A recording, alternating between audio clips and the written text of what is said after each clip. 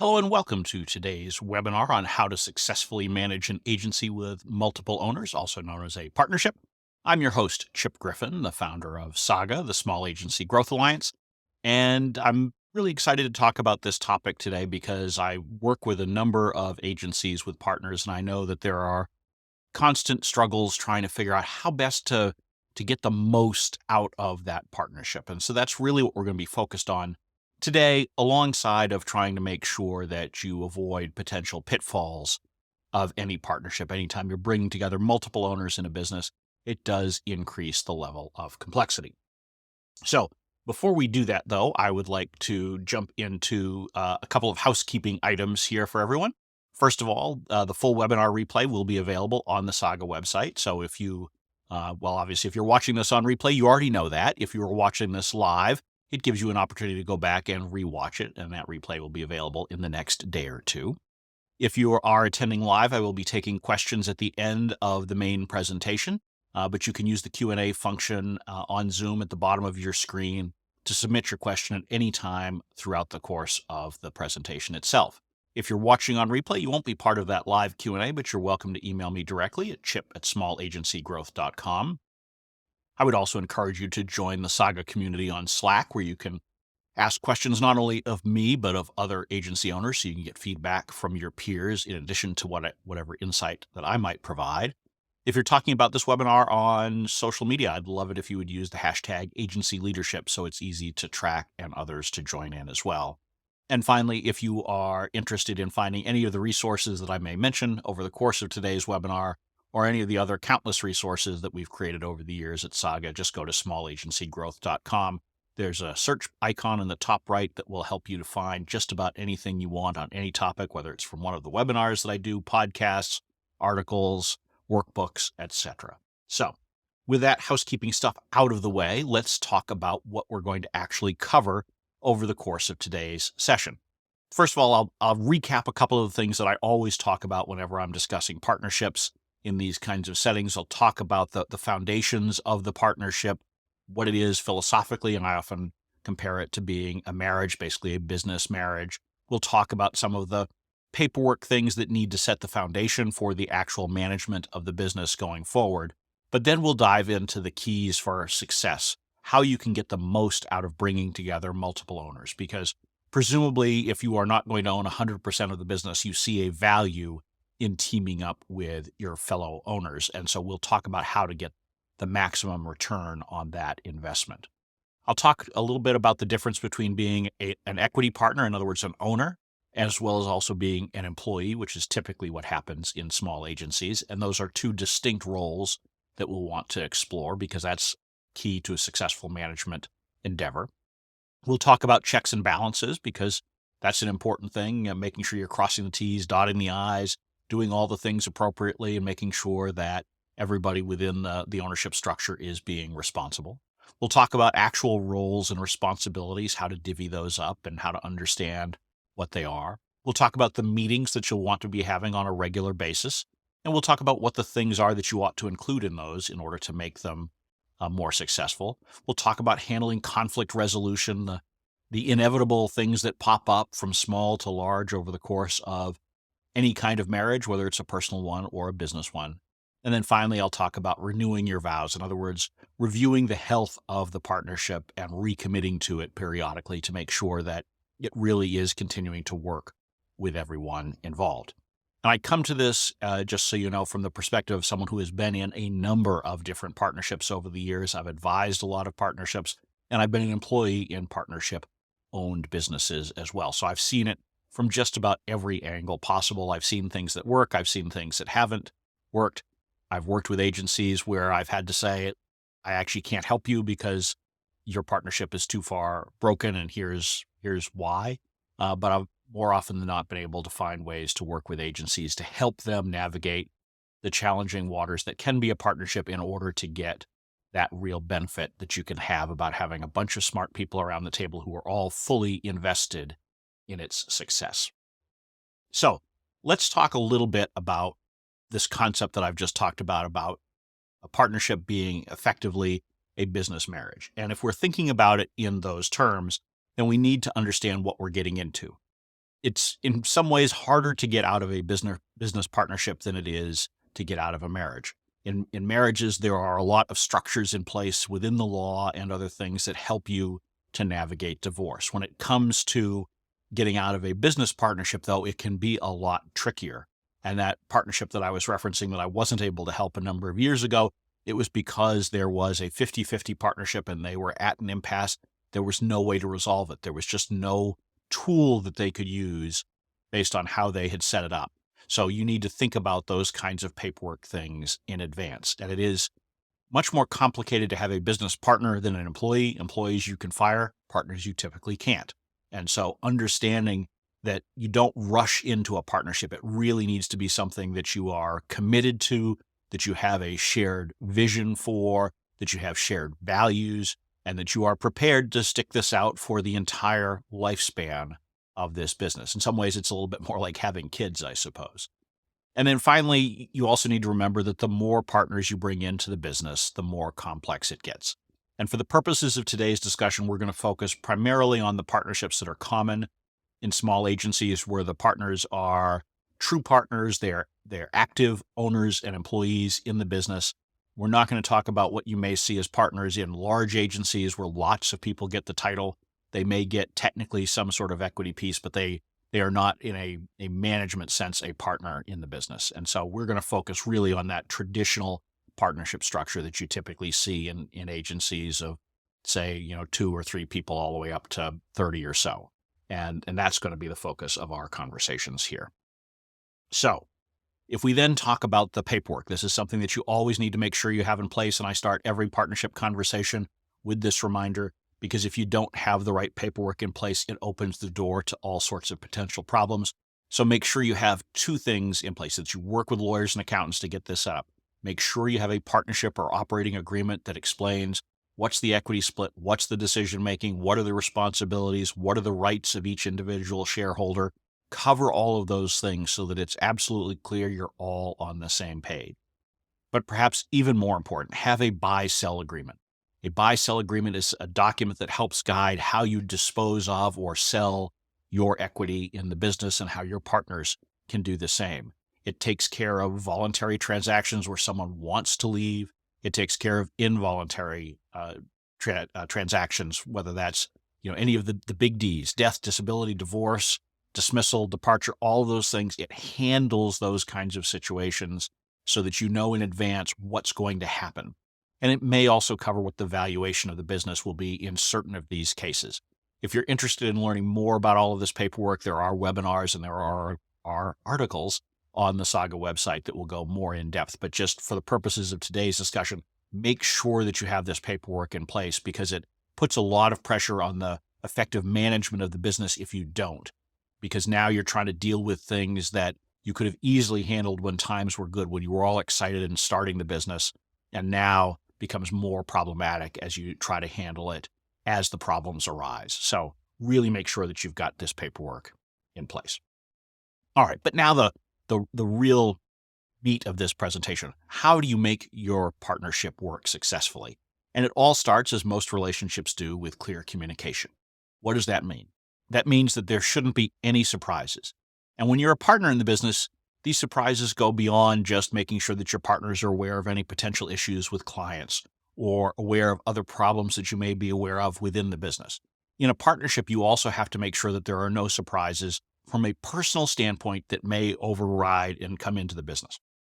So, for example, if you have a serious illness, you need to make sure that your partners are aware of it. You may even want to do that if you have family members who are sick or otherwise in trouble, because it can bleed over into your ability to run the business. And because you are not a traditional employee, because it is a lot more difficult for you to just extract yourself if you are a co-owner of the business, you owe it to your partners to be having these conversations and making sure that they are in the loop as possible and as necessary to make sure that there are no surprises of any kind. Communicate early, communicate often on all things. It also means that you have to have really clear roles and responsibilities, and we'll talk about that later in this presentation. We'll talk about those meetings that you need to be having, because regular meetings, and I mean formal Meetings, not that we happen to talk 2 or 3 times a day because we're business partners and we're sharing client relationships and all of that. I'm talking actual partner meetings where you focus on ownership of the business issues. You need to have those on a regular basis in order to make sure that you're having open and honest conversation.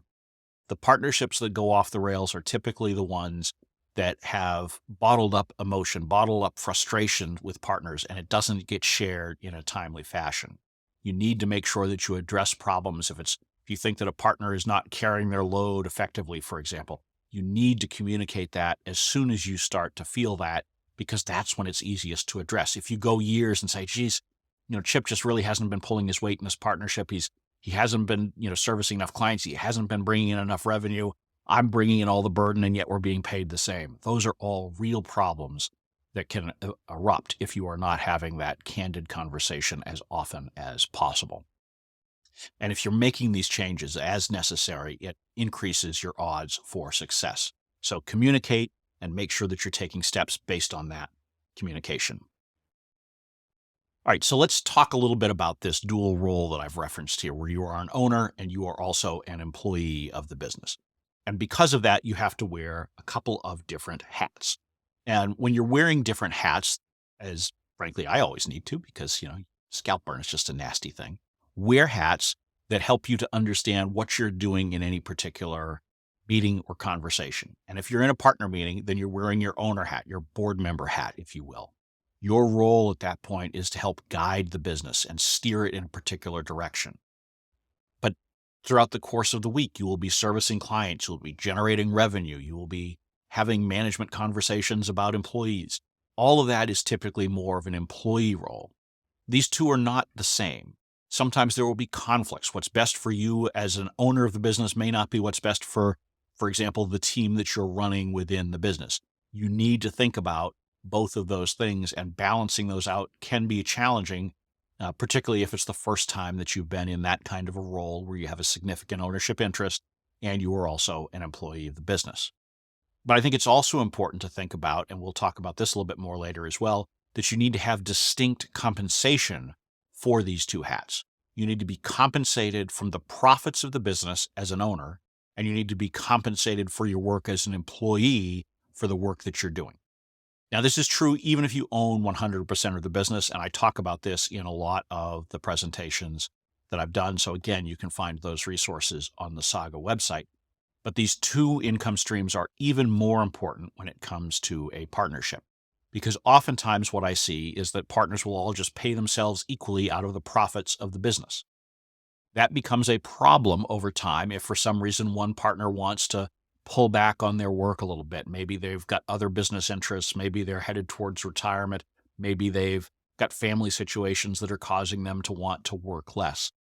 If you are only having one revenue stream, it becomes a lot more complicated to have the conversations that need to be had in those cases about reducing the total compensation for one individual. If instead you are being compensated out of the profits for your ownership interest, but also being paid a salary of some sort, and work with your accountant to figure out the most tax-effective way to do this, but from a business standpoint, some kind of a fixed compensation for the work that you're doing in the business, it becomes a lot easier to reduce that compensation while keeping the profit compensation in place, because you still do own that piece of the business, even if you are pulling back on the work that is done. And frankly, a lot of the tension within an agency business, within a partnership, comes from the financial things. It's no different in that regard than a lot of personal relationships. Financial items, disagreements tend to put a lot of stress on the relationship. If you have these different ways of addressing it because you've got two income streams for each partner, it makes it not easy, but at least easier to address some of those problems. And so understanding those two hats and treating those two hats differently in all fashions, both in terms of the work that you're doing as well as your compensation, will help substantially. So I would be remiss if I didn't talk about some of the risks of a partnership from a management structure that you need to be thinking about as a co-owner of the business. And so as a co-owner, you need to think about how do you put checks and balances in place, because if you're not the 100% owner of the business, that means that there are decisions that are going to have to be done in concert with each other. And so you're Partnership agreement should address some of these, but there are also just generally logistical things that you will need to be looking at. And top of this list, of course, is financial oversight. As a co-owner of the business, you have responsibility to make sure that your books are being kept correctly, that your bank accounts are being treated properly. And so generally speaking, in most partnerships, there is one partner who takes the lead on these financial activities. And that's fine. That's good, in fact, to have that centralized. But you need to make sure that the other partner or partners in the business have some level of oversight. And this can be simple things. For example, when I was the lead financial partner in a couple of partnerships, I would always make sure that any check that was coming to me, whether that was a partner draw, salary, even an expense reimbursement, that I never, ever signed those checks myself. I always made sure that another partner, signed those financial instruments, because that meant that someone else was keeping an eye on it. And you want to have those kinds of things. You want to make sure that more than one partner is looking at bank statements. And this isn't because you don't trust your partners. You of course should, but things happen. It's the same as if you had a bookkeeper or an accountant and they had access to your checking account. You would want to keep an eye on that and just make sure that nothing was going on that you were not aware of. You absolutely have that responsibility as a co-owner in the business to keep that kind of oversight over your fellow partners as well. You need to be making sure, of course, that as a business, you're doing all of the legal and regulatory things that you need to do. Again, one partner may be taking the lead on it, but ultimately it's the responsibility of everybody to make sure that you've filed the appropriate paperwork with whatever state governments you need to do, filed all the appropriate tax returns. Keep an eye on these things. Make sure you understand what those responsibilities are. And I know most of you have not come from an environment where you did a lot of business management type things. These are the kinds of things in owning a small business as a co-owner that you need to understand and learn from, and it will help you over time the more you understand these things. Frankly, it will help you in the advice that you give to clients by being a business owner, because it helps you to understand better their perspective and how they approach things. You also have to make sure that you are coming together wearing this owner hat and focused on the business direction and guidance of the business. Where are we going? And that means that you can't let one partner just go off in their own direction. You need to come together and have those checks and balances in place for strategic decisions, not just for the financial and regulatory ones. And of course, when it comes to equity transactions, there are a lot of checks and balances that need to be in place. Again, that buy-sell agreement that I referenced at the start of this conversation is critical to making sure that you have a handle on those kinds of things so that nothing comes up that is surprising and unhandleable because you didn't think about it in advance. All right, so now let's talk about the actual roles and responsibilities that you have as an owner of the business, as an employee of the business. And so if we think about this in terms of knowing which partner owns which piece of the business, we talked about someone usually taking the lead on financial management, but usually there's a partner who tends to lead more on business development in most partnerships. Others may lead more on the substance, whether that's communications, marketing, advertising, the substance rather of client service and the things that you're doing there. So understanding what your strengths are, leveraging the individual strengths, and making sure that you have somebody who is first and foremost responsible for individual areas of the business. And I always say that if more than one person is in charge of something, nobody is in charge.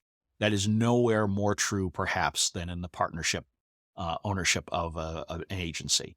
You need to make sure that one person has primary responsibility for all of the core functions, because that leads to accountability. If both of you or all three of you or four of you, however many there are responsible for business development and nobody has the lead on it, apart from just making things confusing, it also makes it so that everybody can just assume that someone else will shoulder the burden. Someone else will come through even if I am not able to.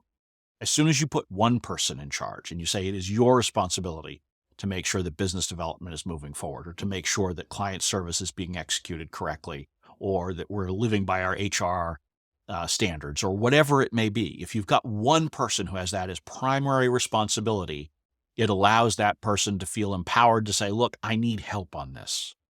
And it improves the likelihood that you are going to have good results. And none of this means that if you have someone with primary responsibility, they can't have all of the rest of you contributing as well. You should all absolutely be helping out wherever you can and wherever you're needed and wherever you can provide value. But you still need to have that point person for every major function within the business. So make sure that you have everybody understanding what it is that they're doing. You should put this on paper, whether that's in job descriptions or just notes or something. Make sure that it's well documented so everybody knows who has it. And then over the course of the meetings and conversations that you have as a partnership, you can really strive for that mutual accountability that comes from everybody reporting on the progress that they've made, the obstacles that they may have, the help that they may need in order to achieve the goals that have been set. So I've referenced meetings quite a bit here. Let's talk for a minute about the meeting structure that I recommend. And the way I generally recommend that partnerships work, and obviously each one may be a little bit different and things may need to be customized for you, but in general, I think the best structure is to have a weekly check-in as your starting point. And this doesn't need to be a long meeting. In fact, it shouldn't be, in most cases, a long meeting. Typically, in the partnerships that I've been in, this has been a 30-minute weekly call, Zoom, in person if you're all in the same office, whatever the structure might be that makes sense physically for you.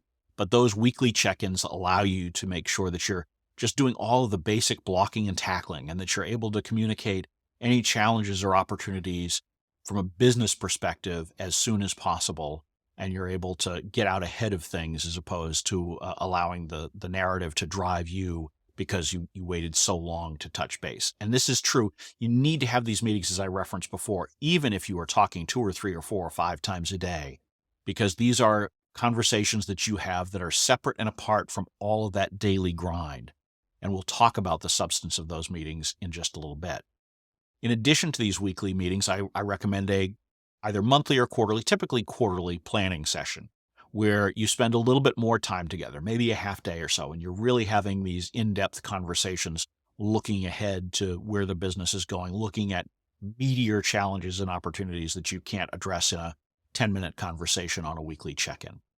And then finally, I recommend an annual retreat for all of the partners in the business. And this should be something where you really are disconnecting from the day-to-day, and it gives you a chance to take a big picture look at where things are headed, where you want to be going personally, where you want the business to be serving you in the future.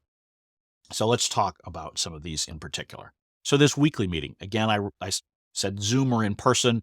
I prefer to have it in a visual format where you can see each other so that you can see facial expressions and really interact. But in any case, it doesn't need to be physically in person, but in some fashion, you need to be getting together on a weekly basis. You need to be sharing updates in advance. So this is a conversation and it's not each partner just, whether it's 2 or 3 or 4 of you, each of you reporting on different things. It's really an opportunity for you to have conversation. So just as I recommend for most meetings, have updates shared in advance that you can share an agenda in advance so you all know what you're going to be talking about and have a chance to think about it. And you should have ideally one partner who is leading these conversations. It doesn't have to be, it can be a first among equals from just a management perspective. It can be the best facilitator in your group. Doesn't really matter. You need to have somebody, though, who's driving the conversation and making sure that everything on the agenda is touched upon. It may or may not be something that you would combine with a general management meeting for the agency. If you've got 3 partners and 1 other senior executive in the business, then you may well just do this as a single weekly meeting. And it may be appropriate because that senior employee may be in the loop on, say, 90% of the issues that you're considering as a partnership. You may still need to do periodic meetings where you exclude non-partners because you may have more sensitive things from an ownership perspective that need to be discussed. But oftentimes, if you're a small team and you only have 1 or 2 other senior employees who are not partners, it may make sense to combine them because there may be enough overlap in these weekly conversations for that to occur. You really do, as I said, though, want to focus on having conversations about the future, having those in-depth conversations about where you're going and the obstacles that you have, because that's the value that you get out of having these meetings. It's not about sitting there and just sharing the updates and rehashing what went on in the past. I would also encourage you, keep it to business topics. Client updates should only be relevant if they are material to revenue. In other words, we've got a real issue with a client who might go away because of X, Y, or Z, whether it's something going on in their business or in the relationship with the agency or whatever. But it shouldn't be something where you'd spend much, if any time at all, talking about, how, what's the next thing with this client? What's the strategy we should have for this or that? Those should be separate conversations that you're having about client strategy and other client issues. And then finally, at the end of each meeting, make sure that you're tracking what action items have come out of it, and make sure that you follow up in the next weekly meeting to make sure that any accountability that needs to take place, reporting on whether you made the progress that you said you were going to make in that intervening time period, is occurring. Because there's one of the real benefits of a partnership is that mutual accountability that you have with and to each other that you don't have when you're a 100% owner. And as a 100% owner, you don't have, frankly, much in the way of consequences if you are late doing something, unless it's something obviously that has external impact. So take advantage of that in the partnership and have that level of accountability taking place.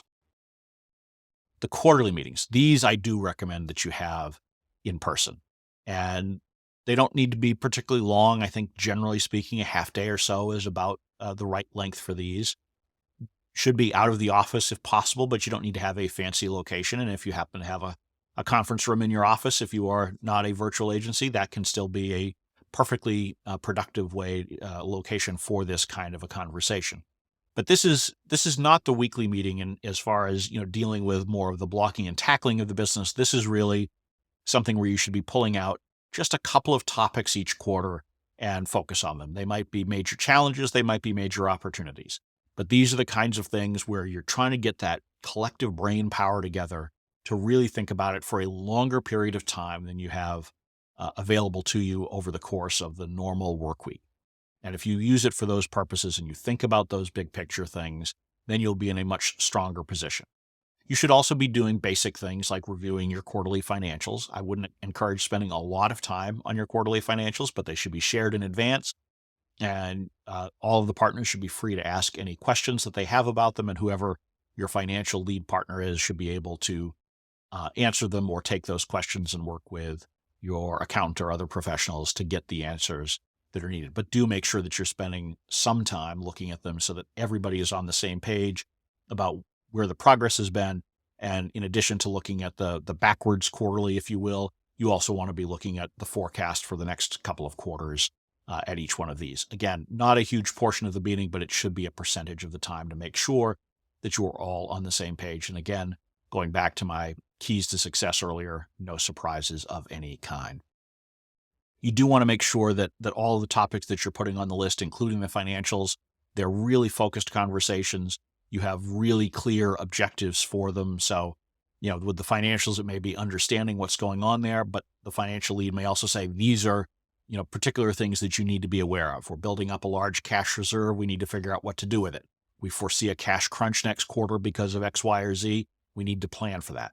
But make sure that you have clear questions, clear desired decisions as outcomes that you're looking for, so that you're not just having a rambling conversation, because we're all creative people. We have lots of ideas. If you're an entrepreneur, if you're a communicator, these are things you probably could, we could spend a lot of time talking about AI and what does that mean for the agency and all that. But what specifically are we looking to do? Are we looking to craft an AI policy for the business? Are we looking at making some investments in trying some AI technologies or creating something? We want to make sure that we're not just having a generic conversation about AI, but rather a specific one to address a particular challenge or opportunity that we see. And ideally, you want to mix it up so that different partners are leading different parts of the conversation. Keep everybody involved. Make sure that everybody is having an opportunity to bring things to the table that are in their particular areas of responsibility within the business. Finally, the third leg of the stool when it comes to meetings in a partnership, annual retreat. I'm a big believer that you ought to take time to get together in person at some out-of-town location. So not where you typically do business, not where you have your headquarters. Find some other location to go to. If you do it in the wintertime, go somewhere warm, or go somewhere cold if you all like to ski. But whatever it is, make sure that you're breaking your patterns for this kind of an annual conversation. And it really serves two purposes within the business. One is just the same as with the quarterlies. It's an opportunity for a more in-depth conversation to take place.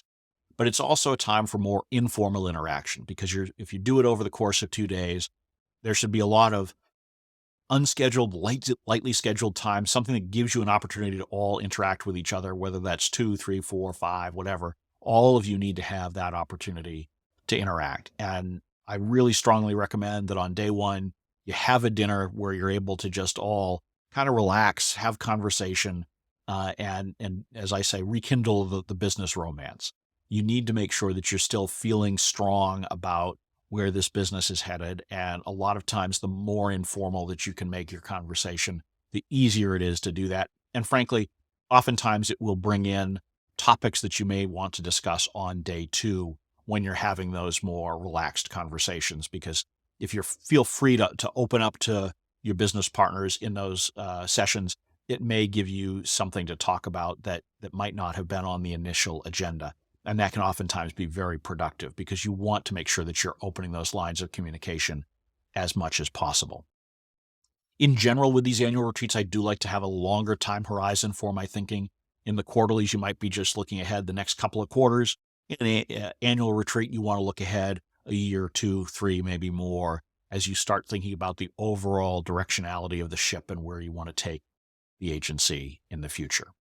You should also be taking advantage of this time to share with your partners any adjustments to your own personal priorities. You're thinking about retirement in 3 to 5 years. You've got a kid headed off to college in a couple of years, and so that's putting pressure on you to think about, how you're generating income to support that. Whatever those things may be, share some of those at this because it's an opportunity for you to talk about what's working and what isn't, both within the business as well as in terms of how the business is serving you as an owner.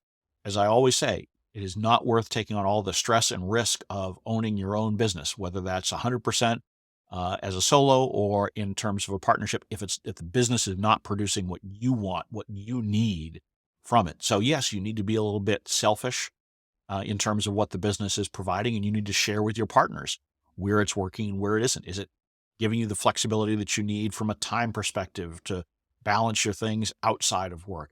Is it generating the kind of income that you want or need in order to be successful in the other things that you're doing? All of these things should be on the table in that annual retreat so that everybody is on the same page, because it's your chance to either solve these things or figure out maybe there's a conflict and we need to go somewhere else, which of course is a nice segue into the next piece of the conversation, which is conflict resolution.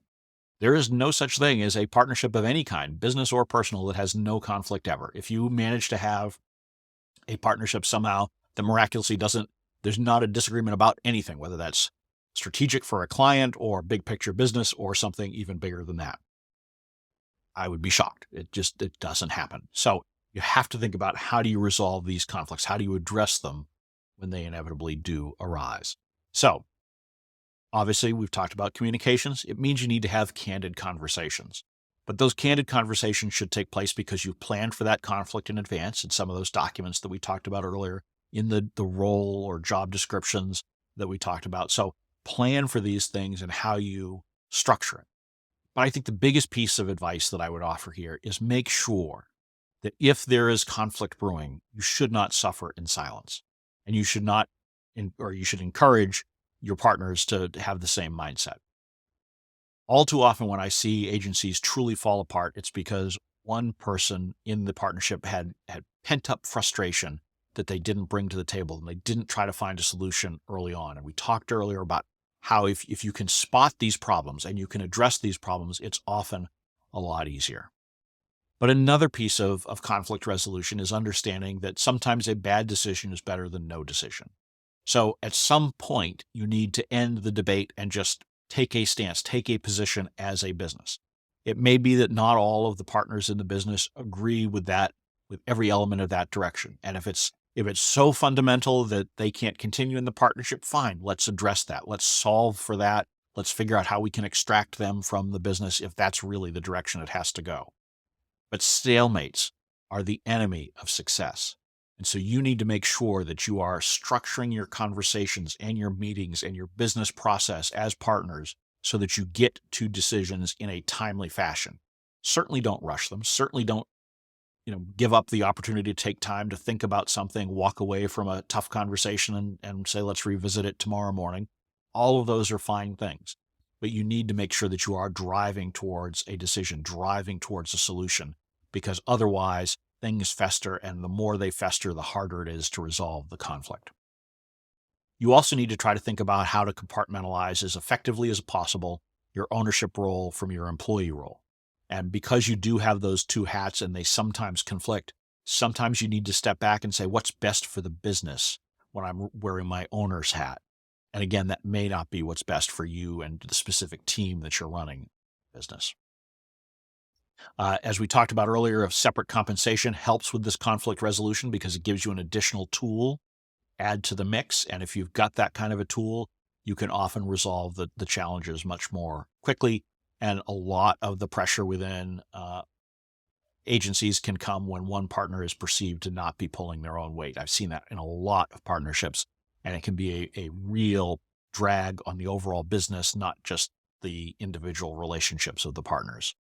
And then finally, when you do have conflict, or perhaps even without that, it can be helpful to introduce an outside facilitator or advisor into the mix. And when I had partnerships, we often would have someone who would sit in as an outsider, as a consultant, as a facilitator, who would participate in particularly quarterly or annual partner meetings in order to help ask questions perhaps that may be going unasked, to be a devil's advocate on things, to press us on our assumptions, and making sure that we truly were believed in and were committed to the direction that we were going. And so oftentimes having someone else in the mix who is able to effectively play that role can be valuable. Again, particularly in conflict situations, but typically it works better when you have someone who's already been involved before the conflict arises, because they can tend to add additional value there. So consider that as a piece of it. And that could be someone that is just known to all of you. And frankly, I've in the past used people who are not specifically from the agency community itself. They can still provide a valuable role if they've got general business knowledge and are able to poke and prod and just be effectively a neutral party in the conversation. So the last piece that I want to talk about here before we move to Q&A is this concept of renewing your vows, and it really plays into that annual retreat. This should be really your opportunity to reflect going into the annual retreat, all of the things that in your mind are working and not, and thinking about your annual retreat as essentially a partnership health checkup. And so this is where we want to start thinking about what makes a difference to me in the business. What are the things that I would like to fix? How can I solve some of these problems earlier? And really making sure that inertia is not what's driving your decision making. I've talked a lot about how so many small agencies are driven purely by inertia. This is how we've always done things. This is how so-and-so said on a YouTube video that we ought to do it, or a webinar, right? All of the advice that I give is just that. It's advice. You need to make your own decisions. You should not be moving forward in a particular direction simply because it's what you've always done, or it's what some expert said. You need to internalize that information and understand how it affects things, and really make proactive decisions, particularly during these annual retreats, to say what is right for the business, what is right for me. And by recommitting to your agency on this annual basis, it allows you to feel better about what you're doing, because there are always compromises. There are, as much as a partnership can be beneficial, there are downsides, there are drawbacks. And so you want to make sure that you are thinking these things through proactively and constructively reaching the conclusion that it is still the right way to run this particular business. And so recommitting, renewing your vows, fixing what you can fix. And if you absolutely can't, if you've tried everything, and you should absolutely try everything, you shouldn't just walk away from a business partnership easily. You should sit there and have open conversations with your partners about addressing whatever flaws you see, addressing whatever priorities need to be changed to help you get what you want and need from the business. Try to fix it. But if you can't, if you absolutely can't fix it, then that's the opportunity for you to go to your partner or partners and say, look, this just isn't working. We've tried everything that we can think of. Ultimately, I need to get out. Let's figure out how to do it. And again, the paperwork we talked about early on helps give you a framework, but it's just a framework, and you can often negotiate different approaches that make sense in individual cases. Perhaps you spin off and become a consultant to the agency that you were a part owner of, draw down your ownership structure over time. There's all sorts of things that you can do to address these if it just isn't working for everyone in the partnership going forward. But of course, all of these things are reasons why you don't never want to rush into a partnership. And some of the webinars that I've done in the past address how to think about when is the right time to go into a partnership structure for the ownership of your agency. So that will bring us to the wrapping up portion of the webinar. Essentially, you need to be thinking about how to manage effectively from the get-go. Make sure that you have the structure in place, all of the paperwork in place. Think about your dual roles as an owner of the business as well as an employee of the business. Make sure that you're compensating based on those two different approaches, because that gives you those tools that you need to resolve conflict. Have a regular cadence of meetings that's actually focused on the business issues that arise and not simply to deal with the regular day-to-day routine things that you may be talking with your partners about every day of the week on Slack, on Zoom, wherever. And so make sure that you're putting those structures in place, and then make sure that on an annual basis, you're looking at those big picture things, making sure that the partnership is still working for all of the owners in the business and that you are set up for success in the future. So with that, that will take us on to the Q&A portion of this webinar. If you're watching on replay, this will conclude the formal presentation and the replay itself. If you do have questions that you would like to ask based on having watched this on replay, feel free to email me, chip@small-agency-growth.com. If you are watching live and would like to ask a question that you would prefer not to share publicly, feel free to use that same email address. All of you can also jump into the community on Slack and ask questions of other peers in the Saga community who may have their own perspectives. And so with that, thank you all for watching. And if you're here live, I'll start the Q&A in just one moment.